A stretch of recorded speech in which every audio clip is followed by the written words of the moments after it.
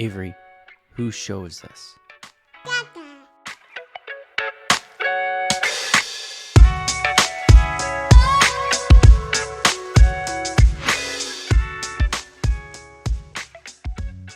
The Lakers have a big three right now, a legitimate big three.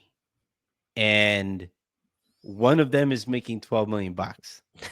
Like Stupid. either whether it's this year or next year, the Lakers have to take advantage of the situation and win a championship because the shit that Austin can do as either a primary creator, a secondary creator, or the fact that he can basically oscillate between primary, secondary, and tertiary and not miss a beat with what he's Yeah, able to do in impressive. each of those situations is so effing hard to do.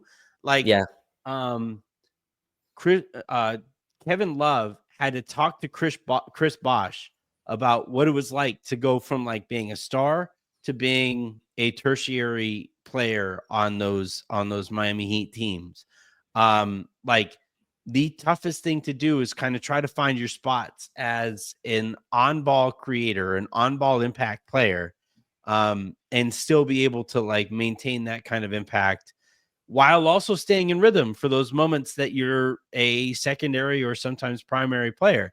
And the fact that Austin is able to do that and has been able to learn to do that over the course of his career in the way that he has, and then this year do so like over the course of a game to where at various points at no point was he ever like the best player on the court or anything like that.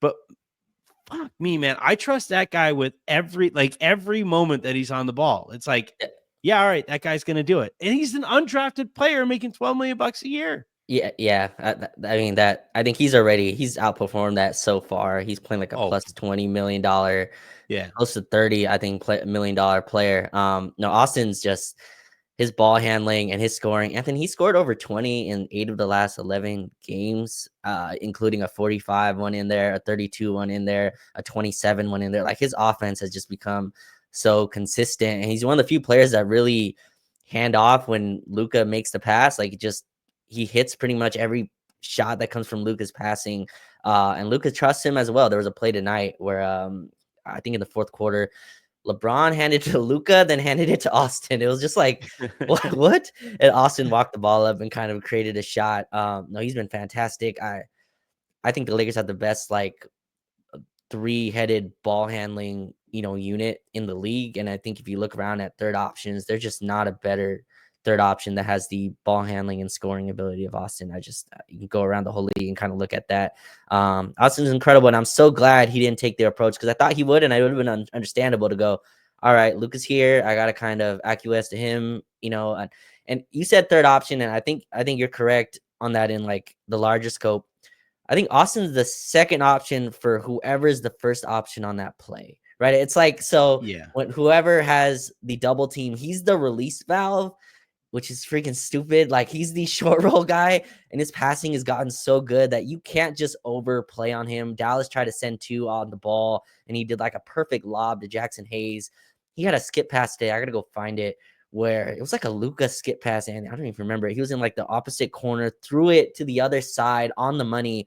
I think the guy missed, but his passing, that's what has separated him from, hey, he's a cool bucket getter, the Lou Williams, I saw someone comparing him like Jamal Crawford, but the passing that he's gotten to puts him at that next.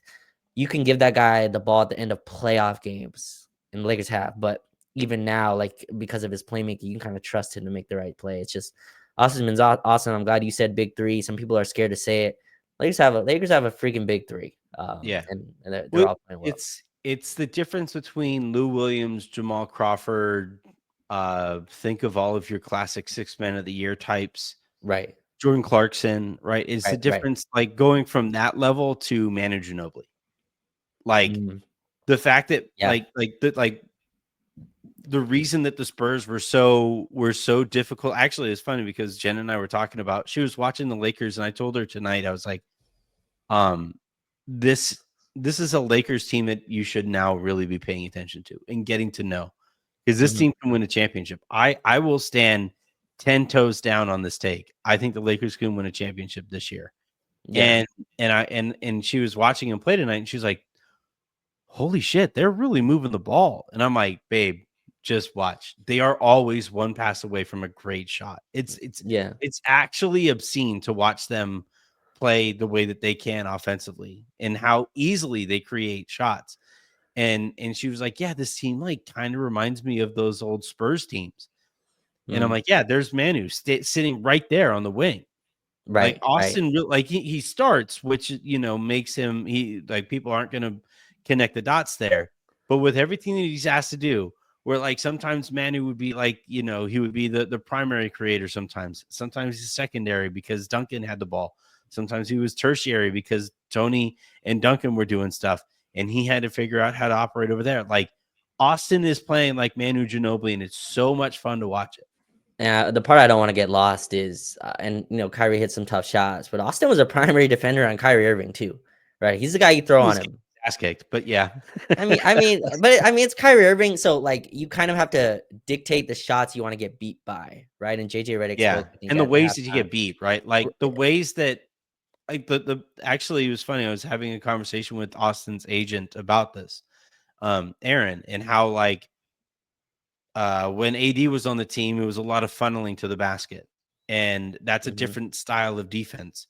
But once the Lakers basically told Austin to start walling off the paint and walling off the guys that he's like, if Kyrie Irving is going to step back 3 Yeah, point on you, like, okay, but nobody else on the court was involved in that play. It doesn't help anybody else. So if Kyrie doesn't make that shot, then whatever. And it's usually going to be a long rebound, so you're able to go. And so like yeah, watching Austin, yeah, like there are going to be moments because it's Kyrie fucking Irving, but like watching Austin, to your point, accept that challenge. And again, it's just like it's so valuable to have guys that are willing to do like right, JJ's like, hey, go guard Kyrie.